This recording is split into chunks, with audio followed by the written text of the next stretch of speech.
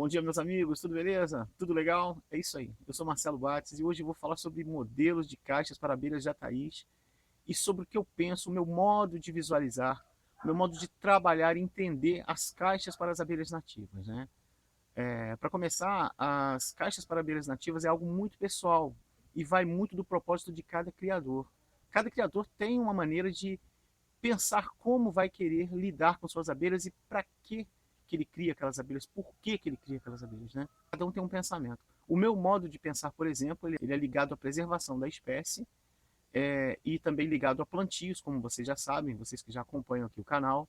Ele é ligado também a um modo de cada vez mais tentar uma alternativa de dar mais sossego àquela colônia instalada ali dentro, que muitas vezes, se for resultado de uma colônia de jataís, por exemplo, que venha de capturas, né? Então eu quero passá-la para aquela caixa. A jataí é uma abelha que não deve ficar sendo dividida, eu não recomendo a ninguém dividi-las, tá? É uma abelha para a gente fazer capturas, procurar ali da nossa região trazer uma colônia, outra que capturou ali numa roça, num sítio, né? Que armou uma esquinha e tal, e fazer os cruzamentos, melhoramentos genéticos, vão colocando as colônias dentro do meliponário e elas vão chegando ali. E o que eu penso é o máximo de dar sossego à colônia que está ali dentro vivendo, né? A minha caixa de jataís, por exemplo, ela não tem nenhuma prioridade em fazer divisão, em separá-las, entenderam? Eu chamo a minha caixa de modelo SF Bates, que eu já uso há mais de 5 anos. Testei uns 4 anos, né? Vou explicar para vocês uns detalhes aqui. Espessura da caixa. A espessura da caixa é algo realmente que faz a diferença, mas eu tenho também outros pontos de vista com relação à espessura. Para mim, ao meu modo de ver, ela não pode ter menos, não deve, né? Mesmo em regiões mais quentes ou mais frias, ela não deve ter menos que 3,5 centímetros, ou 3,3 mais ou menos. 3,3 para frente já está legal para colônias pequenas, como as jataís, as iraís, né? Tá certo? Aí as pessoas comentam comigo assim, poxa, mas a minha região é muito fria. Então, se você vai criar jataís, abelhas iraís da sua região, elas já são adaptadas a passar os invernos aí. As abelhas preparam-se durante o verão, a primavera, o próprio outono, elas já se preparam para passar o inverno, elas já ficam esperando que vai vir o inverno. Elas entendem as mudanças da umidade do ar, elas entendem tudo que está acontecendo, a diminuição das floradas, entenderam? Elas entendem, elas sabem o que está acontecendo e o quanto precisam armazenar para poderem seguir o ciclo delas. Às vezes eu escuto um criador falando, eu estou colocando uns aquecedores aqui dentro da minha caixa e tal. Gente, olha só, ao meu modo de ver, né, quando alguém me pergunta assim, eu já não utilizo o aquecedor porque eu penso que a abelha já espera o inverno.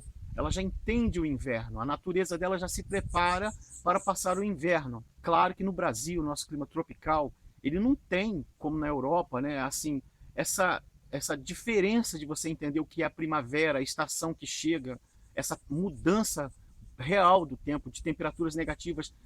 Salvo a situação no Rio Grande do Sul aqui, que temos temperaturas negativas, temos um inverno realmente com características de inverno, né? Mas falo pelo Rio de Janeiro, por exemplo, que é uma cidade que eu vivo também, e no Rio de Janeiro não há um inverno gelado, não acontece isso. Por isso que eu desaconselho a ideia de colocar um aquecedor dentro da própria caixa, porque ali dentro vai continuar quentinho, 25, 28, 30 graus ali dentro naquele miolinho, e a abelha clareou o dia, ela tendo a necessidade de sair para voo, o que vai acontecer?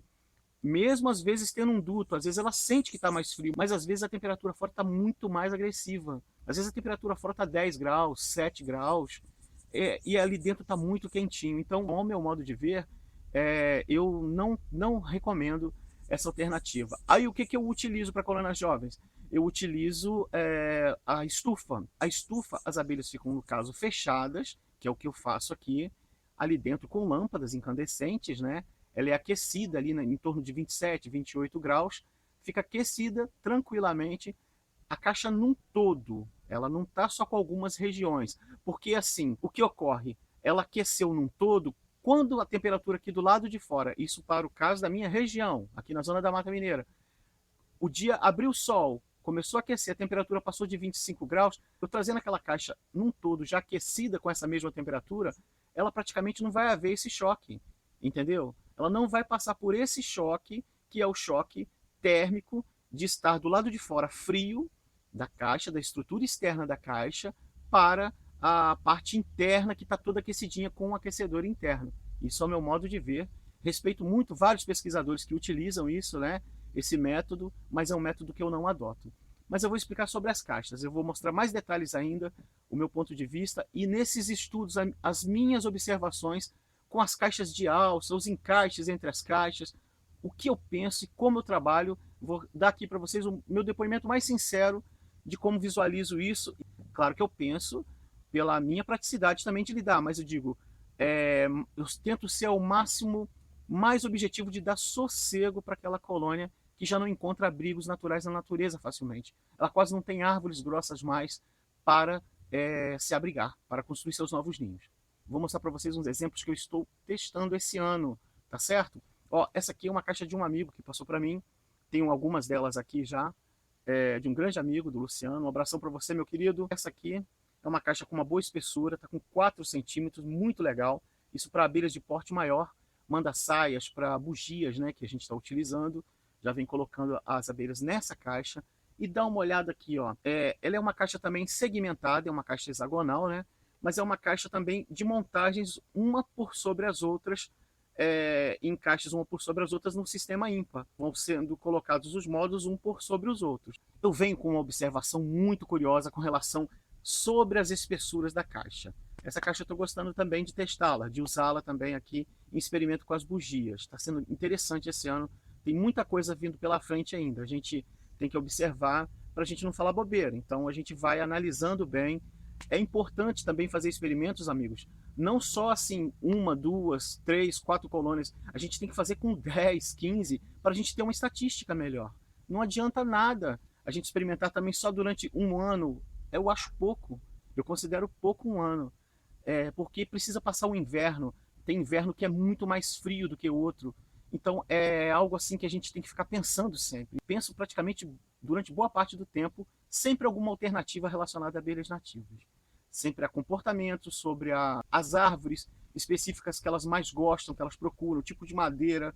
Eu sempre fico muito curioso com relação a isso. Às vezes a pessoa quer criar só para fazer divisões, que é algo também que eu não gosto de fazer. Divisões, por exemplo, de manda-saias, de bugias, eu não gosto de fazer divisões. Eu prefiro tirar o disco ali de uma determinada colônia forte, que eu gosto dela, separo as princesas dela e pego campeiras de outra, na busca sempre de um melhoramento genético, de genéticas diferentes, né?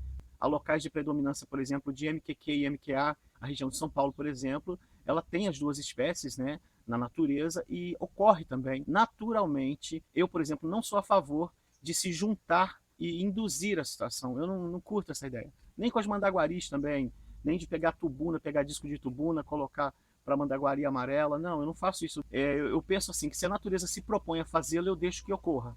Caso contrário, não. Tá certo? Esse é meu ponto de vista e meu modo de trabalhar. Eu acredito que tudo é muito mais simples. Nós humanos é que temos uma característica bizarra de querer transformar tudo, né? Querer ser o grande ser, né? O grande transformador de tudo. E o que está acontecendo é um desastre. Eu vejo que a gente vem transformando em achar que está melhorando, mas é tudo entre aspas, porque você quer ver um exemplo? Alguém comentou há poucos dias comigo: poxa, a primavera agora está chegando, vão ter muitas flores para as abelhas. Flores aonde, gente? Como? Onde está acontecendo? Quem está plantando? Onde estão plantando? Nossos grupos ainda são muito pequenos. A gente precisa de ter muito mais flores na natureza. Muitas vezes, quando a gente vê uma rua com determinadas árvores, que até os polinizadores estão indo nela, às vezes é uma rua só daquele mesmo tipo de árvore, aquele mesmo tipo de vegetação. Então, assim, não há essa troca de pensamentos de árvores diferentes, um pé de aroeira aqui, o outro pé de fruta do sabiá ali, numa pracinha, num determinado ponto. A gente não tem esse pensamento, o outro pé de pitangueira ali do lado, com tempos diferentes para abrir as floradas, né? A gente não tem esse pensamento, a gente não vê os jardins da frente das casas com plantios, apenas são plantas para enfeite, né?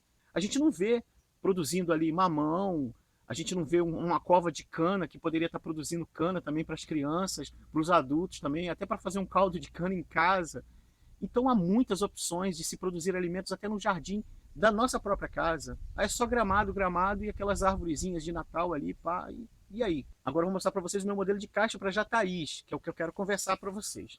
Meu ponto de vista. Eu vou explicar mais detalhadamente sobre essa caixa e sobre o meu pensamento com relação a essas dimensões e por que eu utilizo essas dobras de madeira, tá certo? Com relação à temperatura. Essa aqui é a SF Bates, ao meu modo de ver, é sem dúvida a melhor caixa que eu já utilizei para Jataís, tá certo? Claro que vai de cada um. Eu, no caso, eu não priorizo e não recomendo que façam divisões dessa espécie. A Jataí sofre muito quando faz divisão. 1000 vezes melhor é buscar capturas. Procure sempre capturar novas abelhas, entendeu? Então, e essa aqui é a caixa SF Bates que eu vou explicar para vocês. Aqui nesse caso eu tento minimizar a situação delas terem que abrir passagens. Por exemplo, aqui embaixo eu não faço com o divisor, eu não deixo o divisor de acetato e tal, entre um ninho e sobreninho, deixo aberto diretamente, porque caso se eu precisar de um disco para ajudar uma outra, eu consigo cortá-lo por fora e retirar só o disco maduro quando estiver em cima e ajudar a outra colônia, mas isso aqui eu penso que é um local para não se mexer mesmo nas jataís. E aqui é a melgueira. Se precisar de botar um pouquinho de alimento aqui em cima, numa tampinha e tal, coisa que muito difícil, eu nunca alimentei jataí mais depois que passei a plantar, nunca foi mais preciso, né? Então, se eu colocar aqui, é uma parte que serve para alimentá-la e tem um acetato cobrindo aqui e outro por cima. Esse é o caso da minha caixinha, tá certo? A melgueira é móvel, ó. Eu a retiro, entendeu? E aqui fica um acetato com 4 passagens pequenas para elas subirem para a melgueira quando chegar a época necessária. Mas eu vou explicar mais sobre essa espessura. Ela dá em torno aqui de 3,5 de espessura, mais ou menos, ó. E eu gosto dessa situação de madeiras diferentes, que é no caso o angelim que eu utilizo aqui, né? Esse angelim é uma madeira maravilhosa, uma madeira nobre para suportar intempéries. E esse aqui, ó, é o pinus, que para as abelhas de menor porte, que não produzem tanta umidade, é uma madeira muito boa, mas para as melíponas já começa a complicar, entendeu? Eu preciso ainda estudar mais sobre essa madeira. Eu já aumentei as espessuras dela para as bugias esse ano. Já estou preparando para mudar agora, entendeu? Ao meu modo de ver, para jataís, isso aqui é muito bom. Isso aqui é perfeito, essa combinação. Uma madeira mais dura e uma madeira mais macia. A madeira de pinos aqui não foi tratada quimicamente. Se você comprar uma madeira dessa, de pinos ou de eucalipto, que tenha sido tratada com produto químico, a colônia que você colocar aqui dentro, ela não terá como voar, porque rainhas de abelhas nativas, como as nossas jataís, nossas iraís, assim que desenvolvem o abdômen, elas não voam mais. Elas ficam presas aqui para o resto da vida até a morte. Aí eu vejo alguns amigos comprando caixas e não sabem a procedência dessa madeira. Essa madeira de pino, se tiver sido tratada quimicamente, ela vai viver aqui porque ela não tem como voar. Mas vai definhando, definhando até a morte. Infelizmente é assim. Outra coisa que eu observo é que quando a jataí demora muito tempo para passar do sobreninho para a melgueira, nesse caso aqui dessa minha caixa, o que acontece? Às vezes acontece de dar cupim nessa madeira. Isso é um bom sinal porque ela realmente mostra que não foi tratada quimicamente. Mas é ruim porque começa a aparecer um cupim e nas partes que as abelhas já estão morando, normalmente não dá cupim. Eu não peguei ainda com cupim, entendeu? E ela tem que estar bem seca, porque senão ela vai apresentar mofo. Esse é um outro problema da madeira pinus, tá certo? Mas ela estando bem sequinha, desidratada direitinho, não vai ter problema. Você vai fazer uma caixa para sua vida toda. E eu penso em caixas para a vida toda. As caixas que eu fiz dessa aqui de angelim há 7 anos atrás estão novinhas. Se eu lixar, então, elas ficam novas. Elas são naturais. Eu gosto de madeira natural, assim, ó. Tá certo, ó? Desse jeito aqui. Eu adoro isso. É o cheirinho da própria madeira. Acredito ser até mais saudável para todos os integrantes que morarem aqui dentro. Aí, às vezes, algumas pessoas me perguntam, mas é uma madeira nativa e tal.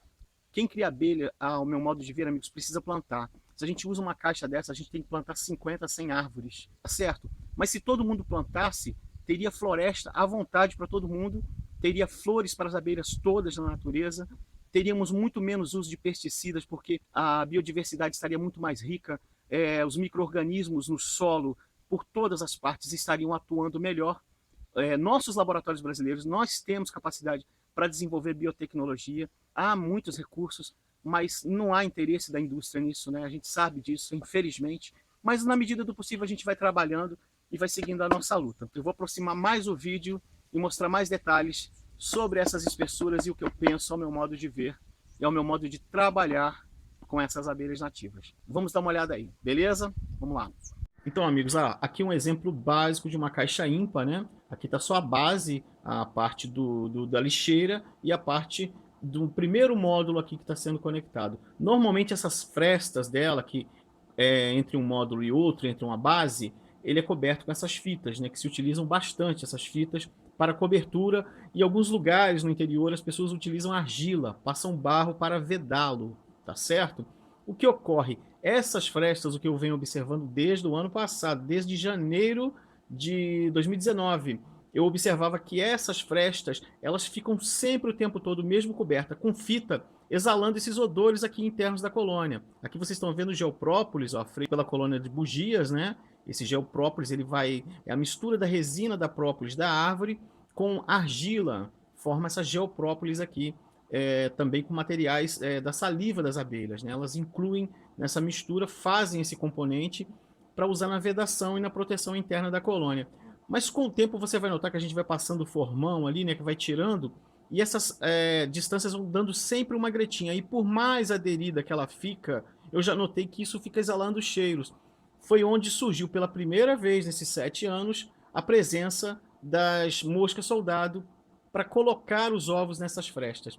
Esse aqui é o modelo de caixa que eu utilizo, que eu venho testando, né, para abelhas melíponas de maior porte.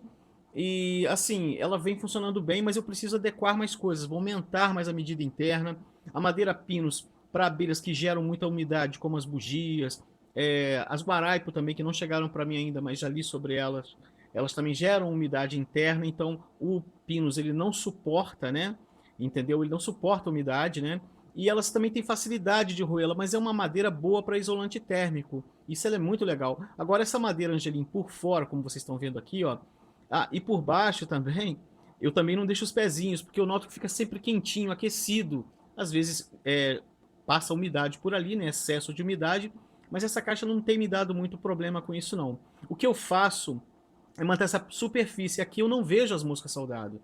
Elas não aparecem por aqui. Na caixa de jataís, que é esse exemplo aqui, ó, vocês vão dar uma olhada como é fechadinho, eu deixo vedado por dentro.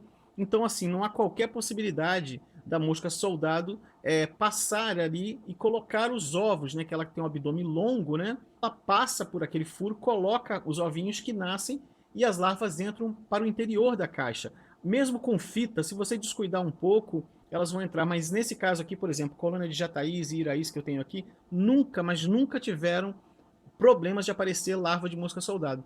Eu comecei a mexer com as primeiras caixas IMPA em janeiro de 2019, ano passado, e foi onde surgiram pela primeira vez mosca soldado dentro da caixa.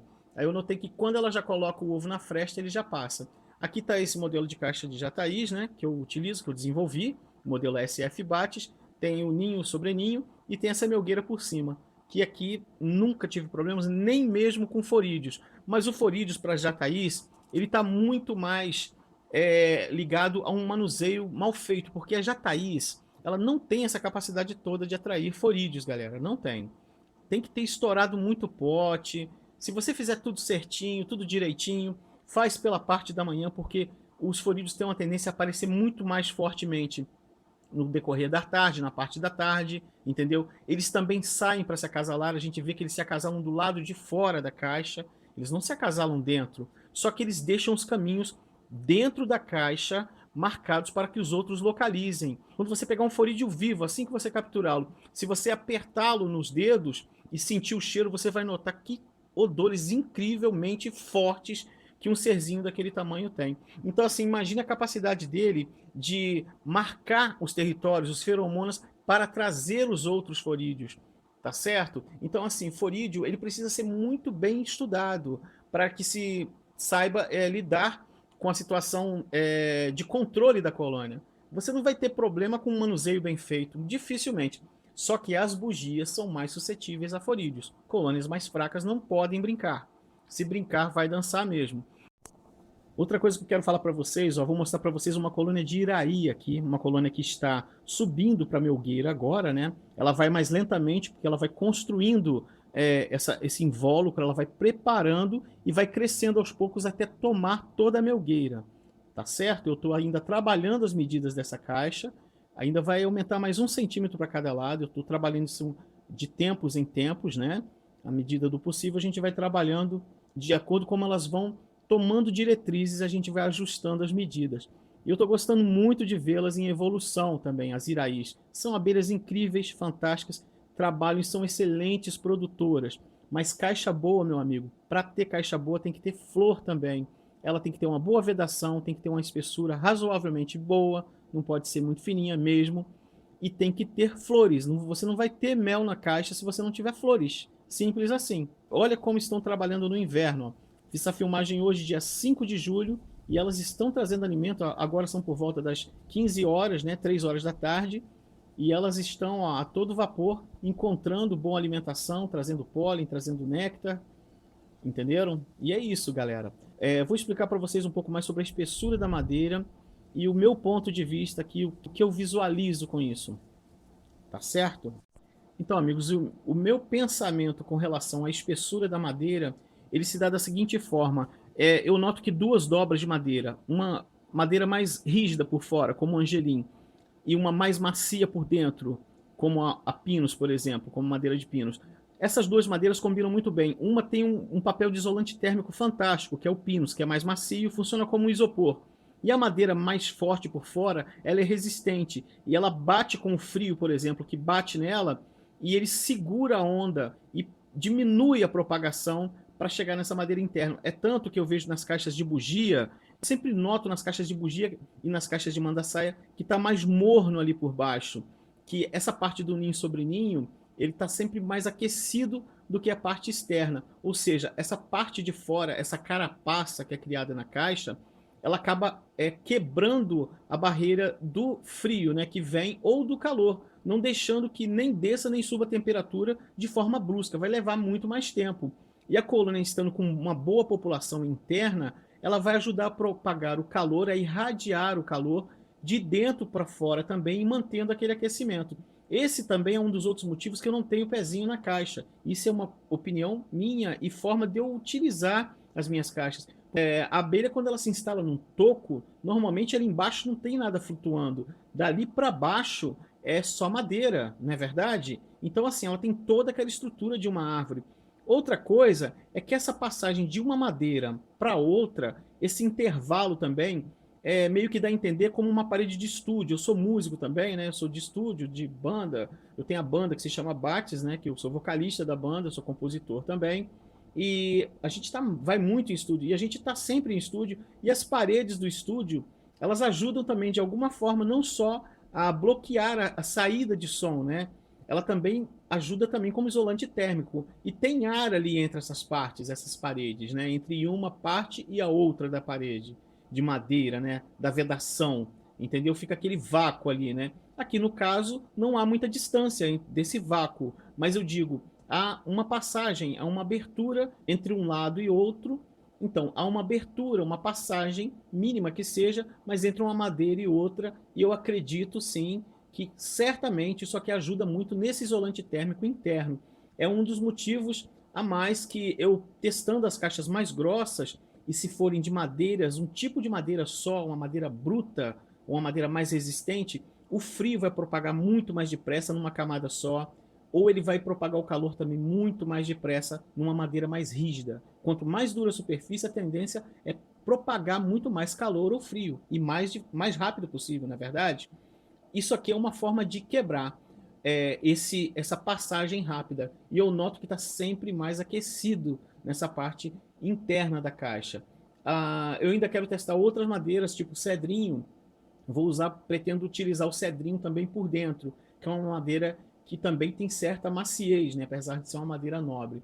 Mas sigamos em frente. Esse aqui já é um caminho que eu venho gostando de fazer e de estudar e de pesquisar, tá certo? A gente chega à conclusão que o que você precisa saber antes, primeiro você vai ter que conhecer a espécie de abelhas que você vai cuidar delas, né? Que você vai ter no seu meliponário. Vai ter que estudar sobre a espécie. Eu recomendo que comece sempre com espécies como jataís, comece ali com umas mirins, com umas droianas, tá certo? Entendeu? Mas a jataís é uma abelha bem bacana e droianas muito bacana para se começar. E estude sobre as espécies e você tem que saber o propósito da sua criação. Você precisa saber, você necessita saber por que você está criando aquelas abelhas, para quê, qual o motivo.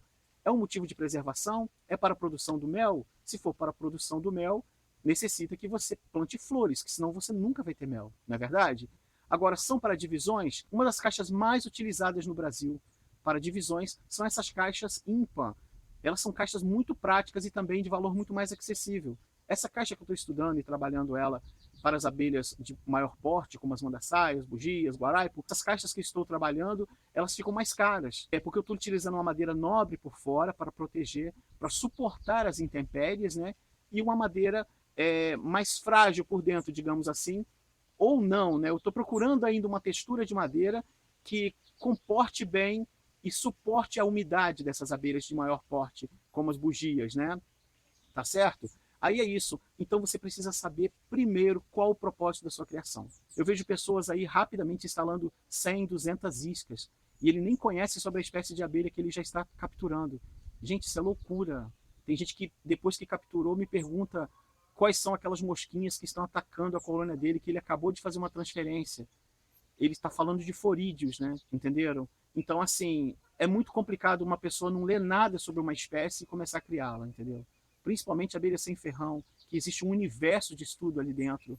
Existe um universo que a gente vai aprender o resto de nossas vidas, entenderam? E outra, não existe a melhor caixa, não existe. Existe aquela caixa que atende à sua necessidade, que atende à sua forma de manuseio de trabalho. No meu caso, a minha, ela é perfeita. Sinceramente, já vi outras, já testei vários tipos de caixas, já acompanho amigos que têm essas caixas, eu tento explicar para eles e mostrar na prática o que está acontecendo no decorrer dos anos com uma caixa e com outra, com esse modelo X, com aquele modelo Y, entendeu? E eles vêm aqui em casa, por exemplo, como as abelhas são muito mais tranquilas. O que eu faço? E qual é o meu propósito de trabalho? Eu priorizo sempre a proteção dessas abelhas e é meu sonho ainda vê-las na natureza. Meu sonho é ver mais e mais pessoas plantando e que as árvores engrossem e voltem a ter abrigos para elas, que as pessoas usem menos venenos, menos pesticidas, tenham um alimento melhor na mesa também, entendeu? Isso associado com as abelhas e com os outros seres. Esse é meu pensamento. Claro que comercializo vez ou outra uma colônia, mas não é meu forte, não é minha prioridade, até porque eu tenho uma preocupação muito grande com as abelhas que saem daqui. Eu não quero que ela vá para qualquer lugar. Se ela vive bem aqui, por que eu vou comercializar uma colônia que vai para um local passar fome e já se entupir de xarope? Eu não curto isso, galera, eu não curto. Isso não me faz a cabeça.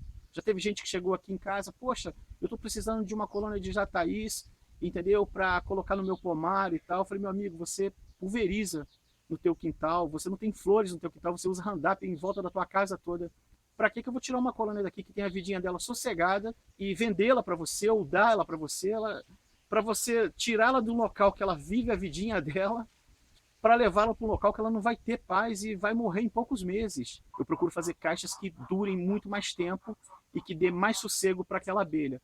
Eu evito ao máximo aberturas de caixas. Não curto isso, não gosto disso. Eu penso que as abelhas, quando se instalam numa árvore, elas dificilmente vão ser abertas ali. Normalmente são abertas pelas mãos do homem ou por algum ser da natureza que foi lá e conseguiu ter a oportunidade de abrir aquele oco e tirar aquela abelha dali. Mas dentro de árvores fortes, vivas, de troncos grossos, ali dentro é muito difícil. Só as mãos do homem que infelizmente derruba essas árvores e tiram colônias ali de dentro. Isso é muito triste. Infelizmente muita gente ainda derruba a árvore para vender enxame. Infelizmente é isso. Mas um forte abraço a vocês. Muito obrigado a todos que nos divulgam em WhatsApp, que nos compartilham. Muito obrigado a vocês. Isso faz com que a gente continue dando sequência ao nosso trabalho. Valeu, um abração a todos e tudo de bom até o próximo vídeo. Valeu!